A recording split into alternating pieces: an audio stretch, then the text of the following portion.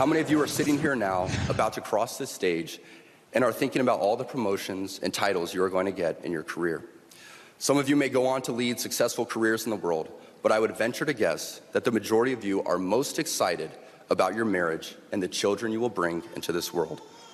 I can tell you that my beautiful wife, Isabel, would be the first to say that her life truly started when she began living her vocation as a wife and as a mother.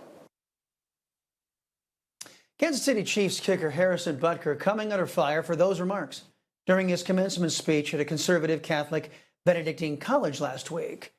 During the speech, Butker tried to promote the joys of motherhood and saying he believes many women will find great fulfillment in that.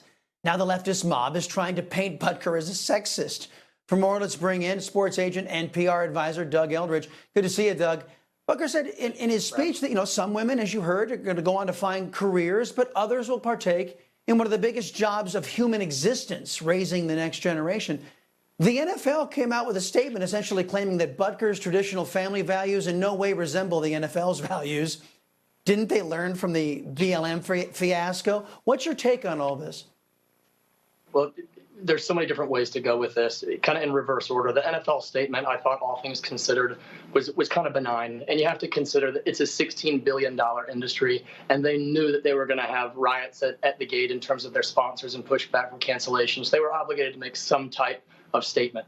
That being said, Chris, the real question is statement about what? Because when you actually listen to the totality of Harrison's commencement speech, what he really espoused was the importance of family, the importance of his faith. And nowhere at any point in the context of his speech did he say that was a binary either-or proposition.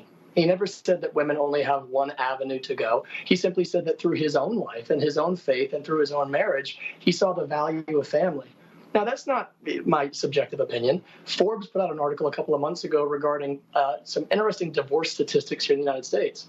50% of divorces end in the United States. The average length of a first marriage is 8 years. Among that, 69% of divorces are initiated by women. But there's also relevant factors that impact that, right? If you have friends or family that's divorced, if you live with your eventual spouse before the marriage, all of these things statistically, again, this is Forbes, contribute to the marriage. So I think in so many ways, Harrison was speaking on one hand from his faith and his lived experience, but also cautioning those graduates to the reality not only of the workforce, but the workload here at home. Sure. Americans of all sizes have weighed in on this AstroTurf controversy. Sales of Butker's jersey, they have skyrocketed. Indeed, Butker's jersey has actually sold out in women's sizes. And it's also the most popular Kansas City Chiefs jersey being purchased right now, above stars like Patrick Mahomes and Taylor Swift's boyfriend. The people have spoken on this, no?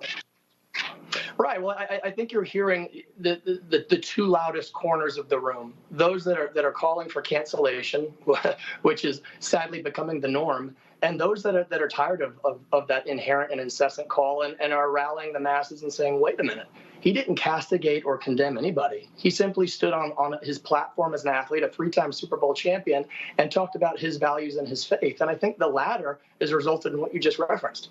A kicker has one of the top-selling jerseys in the NFL, topping both Patrick Mahomes, the league MVP, as well as superstar athlete Travis Kelce. So the proof is in the pudding, and I think that's really important. I think the bigger concern here, and what concerns me both as an athlete agent, I also run a commercial PR firm, is the impact, the implication on preemptively squeezing out free speech. Now, when I was little, I wanted to be an astronaut or a general or you name it. Kids today, they want to be an athlete or a pop star or an influencer.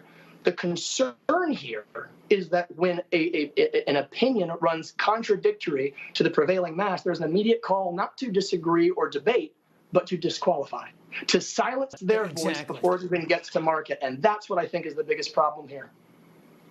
And the idea of the traditional family. Oh, we can't have that in America anymore. It's like, seriously, really? Doug Eldridge, man, great discussion. Thanks for being here. Appreciate it.